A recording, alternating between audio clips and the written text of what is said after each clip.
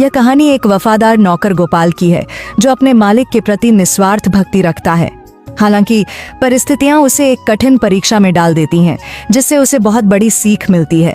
एक छोटे से गांव में सुरेश नाम का लड़का रहता था। बचपन में ही उसने अपने माता पिता को खो दिया। उसके पास न कोई सहारा था, न ही उसके पिता की कोई जमीन। वह एक छोटी सी झोपड़ी में रहता था, लेकिन गांव में आई बाढ़ के कारण उसकी झोपड़ी भी बह गई। गांव के जमींदार धर्मदास बहुत दयालु व्यक्ति थे। उन्होंने सुरेश पर दया कर उसे अपने यहाँ काम पर रख लिया और रहने के लिए एक झोपड़ी दे दी। समय बीतता गया और सुरेश बड़ा हो गया। अब वह पूरी लगन से जमींदार के यहाँ काम करता था और जमींदार भी उस पर बहुत भरोसा करने लगे थे। एक दिन जमींदार ने सुरेश से कहा, बेटा, तुम अब शादी क्यों नहीं कर लेते? अब तुम्हारी शादी की उम्र हो गई है। तुम्हारी पत्नी आएगी तो तुम्हारे कई कामों में हाथ बौंटाएगी। मैं चाहता हूँ कि मेरे जीते जी तुम्हारी शादी हो जाती। क्या जाने कब भगवान का बुलावा आ जाए। सुरेश बोला, मालिक, ऐसा क्यों कह रहे हो? मेरे लिए आप ही सब कुछ हैं। आप जैसा उचित समझे मैं वही करूंगा। जमींदार बोले, मेरी नजर में तुम्हारे लिए एक बहुत अच्छी लड़की है। शादी के खर्च की चिंता मत करना, वह मेरी जिम्मेदारी होगी।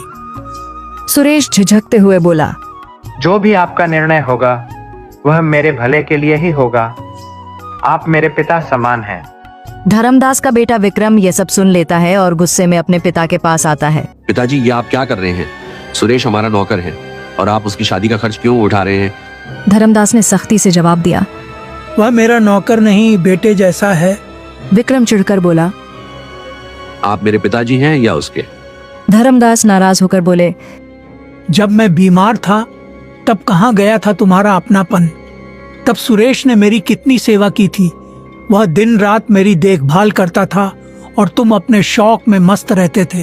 तुम मुझे मत सिखाओ कि कौन अपना है और कौन पराया। विक्रम और भी गुस्से में आ गया। उसने सोचा कि उसे सुरेश को रास्ते से हटाना होगा। विक्रम नशे और जुए की लत में डूबा हुआ था।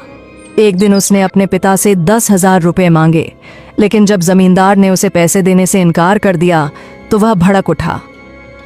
विक्रम ने सोचा, अब मैं देखता हूँ कि मुझे पैसे कैसे नहीं मिलते। वह चोरी की योजना बनाने लगा।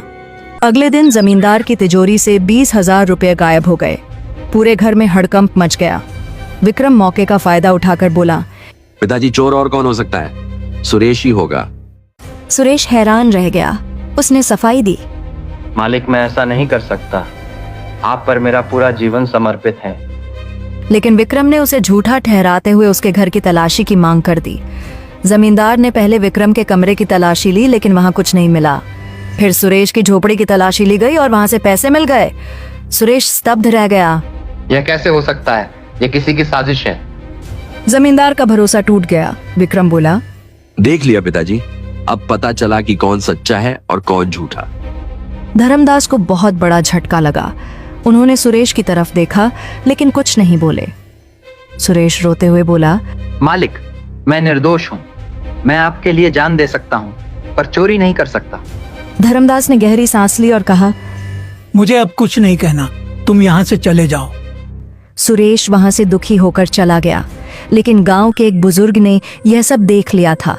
उन्होंने जमींदार को बताया कि उन्होंने आधी रात को विक्रम को चुपके से पैसे छुपाते देखा था। धर्मदास को जब यह सच पता चला तो उन्हें बहुत पछतावा हुआ। उन्होंने तुरंत सुरेश को बुलाया और गले से लगा लिया। बेटा, मुझसे बहुत बड़ी गलती हो गई। मैं तुम पर भरोसा नहीं कर सका।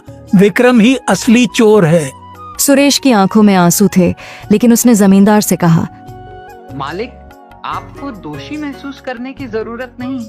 आपके लिए तो मैं जान भी दे सकता हूँ। धर्मदास ने विक्रम को घर से निकाल दिया और उसे अपनी गलती सुधारने का आदेश दिया।